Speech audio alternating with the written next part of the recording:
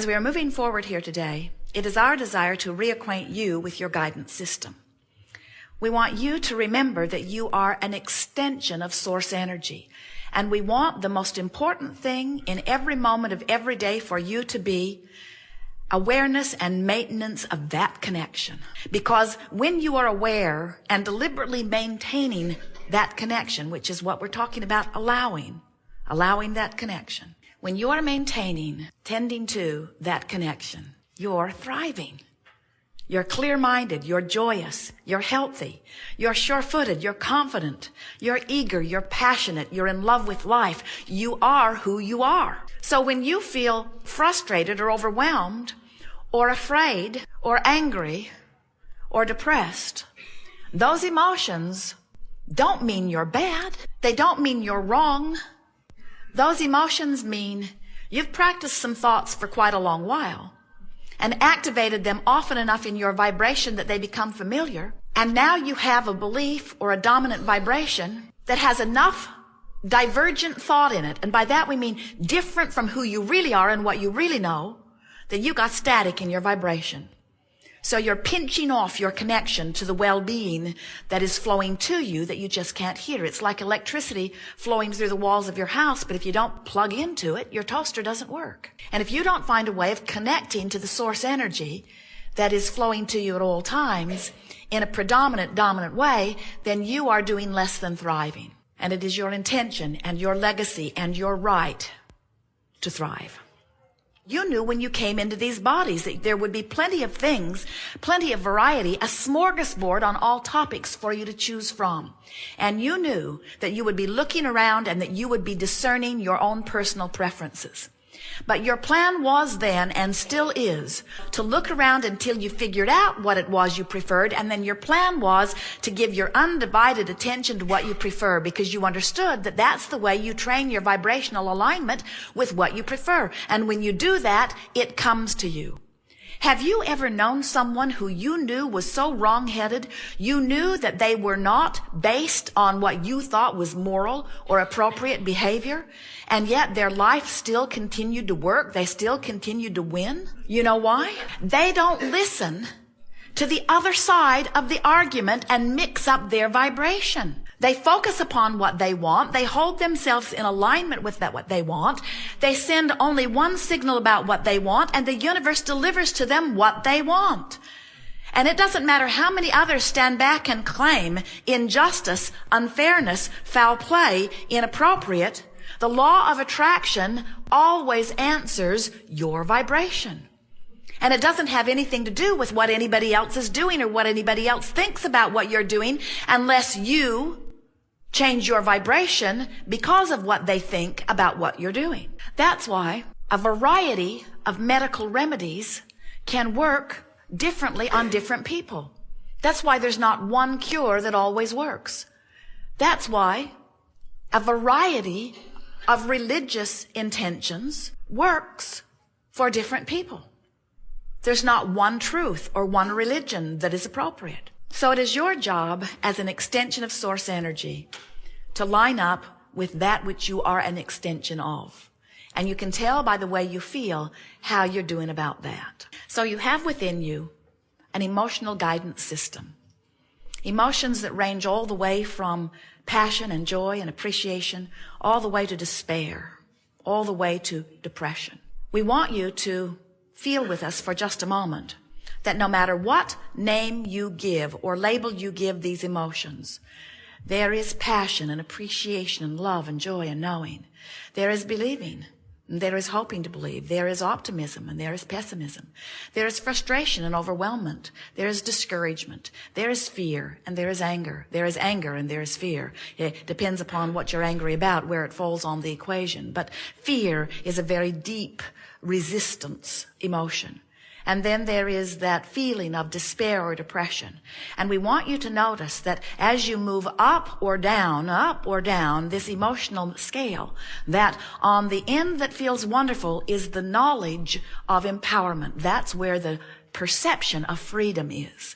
And on the other end of the scale, where despair and fear and depression are, that's where there is a perception of absence or loss of freedom or empowerment. When you feel an emotion like fear, can't you feel that in that fear there is the perception of powerlessness? We really want you to notice that that's what emotions are about. You are empowered beings, but when you perceive that you have not power, then you begin to feel fear. And what happens to so many people is because they are not really aware of this emotional meter, and they are not aware that they can take an emotional journey in a matter of seconds or minutes and change their vibrational attitude and point of attraction, and therefore change what's manifesting in their experience. Because so many people have forgotten that, don't remember that, or have taught themselves something very different from that as they have attempted to please others in this physical body. What begins to happen is that large segments of your population, which just means a lot of individuals who become mass consciousness, come to believe that the way they control the way they feel, which is important to every one of them, no matter what they say, the way they control the way they feel is by trying to change the circumstances that affect them when they focus upon them. When you look at something that makes you feel good, you say, yeah, I'd vote for that. But when you look at something that makes you feel awful, you say, we've got to do something about that. We've got to get rid of that. We have to change that. We have to take that out of our society or get that off of the face of this earth. And what we're wanting you to remember as we're rampaging through this glorious day together is that you will never find your freedom through attempting to control the behavior of others, because you can't do it. You can't even control your wife. You can't control your kids. You couldn't control your parents when you were kids trying to control your parents. Teachers can't control their students. Employers can't control their employees. Wonderful man in a restaurant the other night, Jerry and Esther's favorite restaurant in this area, said, I have employees and 75% of them I adore, and 25% of them I would like to kill. And he wasn't kidding. You cannot effectively shift the way you feel if you believe the way you feel is contingent upon the changing of some circumstance or condition outside of you. That's why so many masters and teachers have tried to remind you about unconditional love. Unconditional love means love without changing conditions. Unconditional love means staying connected to Source regardless of the conditions. And in the continuing connection to Source, then the conditions must acquiesce to the changed vibration. We can feel that through your trial and error, through your willingness to experience life, through your wanting to feel good, and through your constant seeking, that you have come to know these things that we are talking about. And now it's just a matter of practicing them until you not only know it about this, but you know it about that, and about that, and about that, until you come to know it about everything, until you are able to look at your own body, even if it has something that you don't want in it, and you're able to relax and say, this too shall pass. It can go out the same door it came in. It came in vibrational alignment to something that I was thinking before I was even aware I was thinking it. And now I have changed the rhythm of my thought, and now I'm reaching for thoughts that consistently feel good to me on a myriad of subjects. All things unwanted must leave, and all things wanted must come. It is law. It is not possible for you to want something that does not come into your experience if you are in vibrational alignment with what you want. So why would you not be in vibrational alignment with what you want? Why would you not give your undivided attention to what you want? Because you've been trained to ferret out the problem, wrestle it to the ground, and kill it. But what you're coming to understand is, in the whole process of ferreting it out, identifying it, cataloging it, pigeonholing it, making monuments about it, talking about it, passing it on from generation to generation, you've activated in your vibration, so it must continue to be your experience. You cannot wrestle it to the ground and kill it, because there's another and another and another and another and another, because the universe will constantly give you whatever is in your vibration.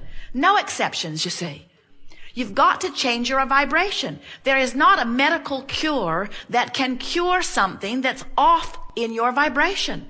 There's not a pill or a surgery that can keep you whole if you've got a vibration going on that's not allowing well-being. And so when you realize that everything that's happening globally is symptomatic of what's happening individually, but you do not worry yourself about what's happening globally. You tend to the only thing that you can tend to, and that's what's happening individually.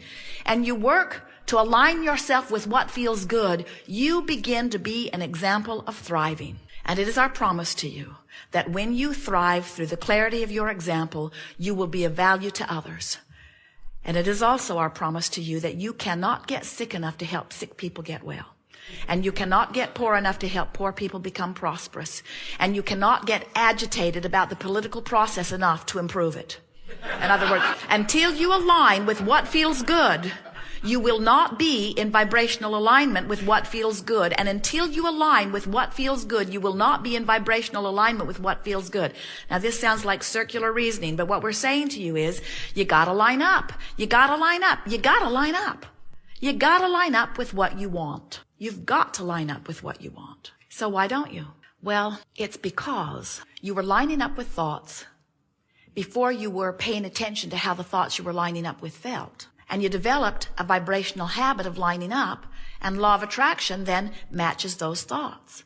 Someone said to us the other day, Abraham, it feels like my thoughts are thinking me. It doesn't feel like I have control of what I'm thinking. I wake up and there they are.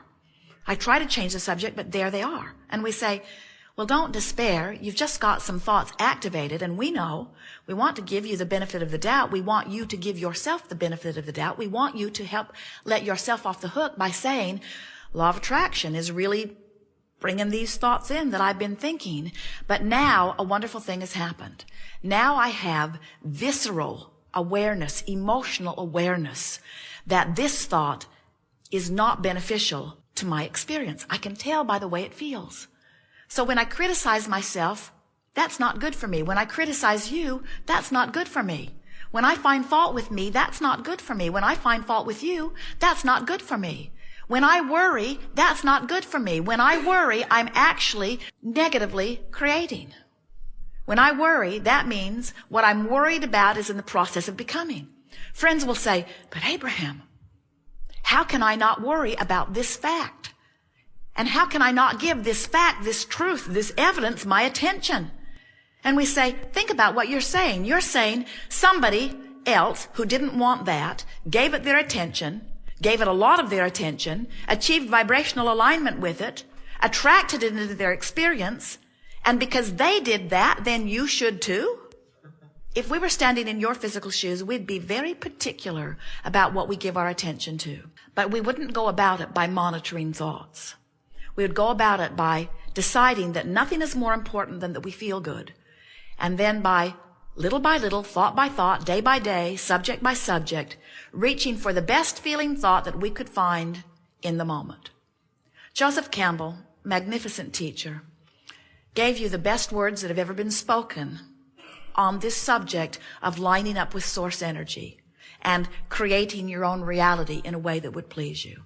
He said, follow your bliss. And we say, perfect guidance. But knowing what we do about the emotional scale, if you are in fear or despair, you can't get a whiff of bliss. An attempt to follow bliss from a place of despair leaves you feeling failure, because you can't set your radio tuner at 6:30 a.m. and hear what's being broadcast on 98.6 FM. The frequencies are too far apart. And you can't be in a place of despair because of something you've been observing or living or thinking about. And all of a sudden, quantum leap over into the vibration of bliss. It's not going to happen.